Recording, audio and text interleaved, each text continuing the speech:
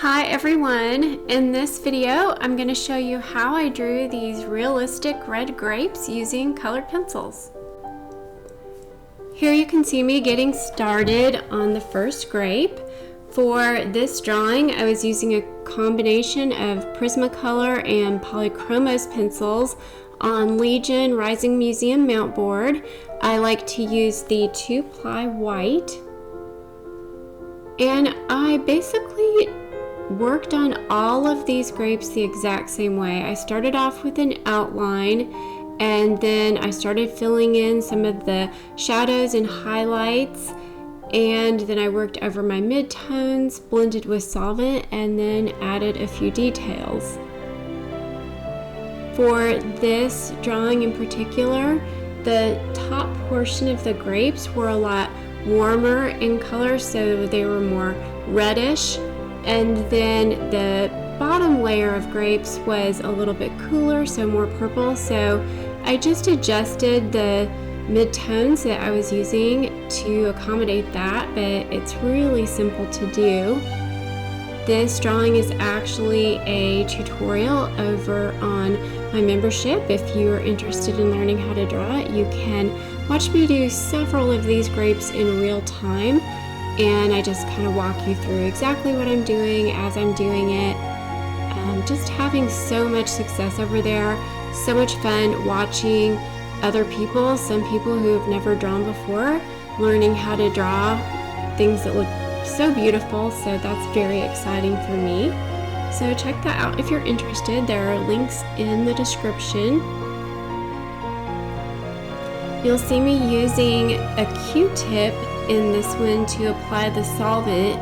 If you've watched any of my videos in the past, you might know that I typically will use a paintbrush to apply the solvent, but lately I've been favoring the Q-tips. They're really easy to use for one thing. They have this, the ones I use have this kind of sharp point on them, so it's really easy to get into tiny little crevices and corners and around edges and things like that. And then they're also so firm, so they really dissolve the pigment well. And then the final reason that I really like working with the Q-tips is that they're disposable. So with each new color area that I'm working on, I can grab a fresh Q-tip, and I don't have to worry about transferring any of the color from the last section I was working on to the next section. So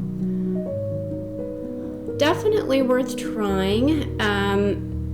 I will for sure be using both Q-tips and paintbrushes in the future, so I'm not like completely giving up on the paintbrushes, but the Q-tips work great. The solvent I was using for this drawing was Utrecht NOOD Odorless paint thinner, but any odorless mineral spirits or solvent will work well to for this technique. It's basically I'm using the solvent to dissolve the binders that hold the pigments of the pencil together, and it just gets rid of any kind of graininess that you might typically see with colored pencils, which is why my end product looks really smooth, more paint-like, kind of turns the pigment into a paint-like substance, although it's not like it moves around a ton. You can spread it some, but for the most part you're able to draw on the color and it'll pretty well stay in place even when you're blending. Have to be kind of deliberate about it to try to drag color around. So moving around into the lower grapes, like I said, I'm going to be using some cooler colors, more purples. And all along I'm mixing the two somewhat, just so that there's balance in the drawing. Used a lot of that amethyst from Prismacolor. If you can use a combination of a hard leaded pencil like Polychromos, so like an oil-based colored pencil, along with a softer pencil like Prismacolor or even Caran d'Ache Luminance, the waxier base pencils. I really like the combination because you can use the Polychromos for the edges and for details because they don't bleed as much. There's not near as much of a spread there. And then you could use the wax-based pencils because they blend so beautifully and provide maybe just a bit more coverage in certain cases. So you saw me use the Polychromos there to create the outline, and then you'll see me come in with some of the Prismacolors. And I use both pencils for both applications. I can use a Prismacolor to create an outline if I need to. Sometimes I'm going to base my decision on, the characteristic of the pencil I need. So I really want this sharp point for an edge, and I have both Prismacolor and Polychromos. I'll usually choose the Polychromos, but if I don't have a Polychromos available that's a good match, I'll just use the Prismacolor. So it's not like a big distinction, but it can be helpful to have both.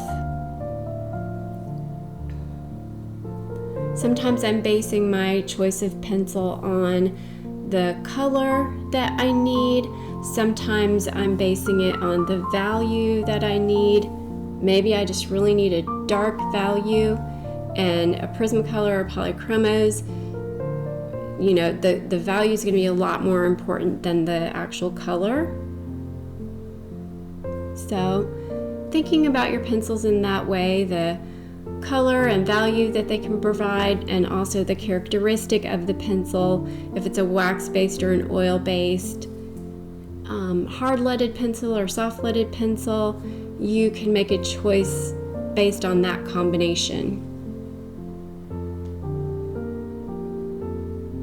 Really relied pretty heavily on that Prismacolor white pencil to make those really beautiful white highlights.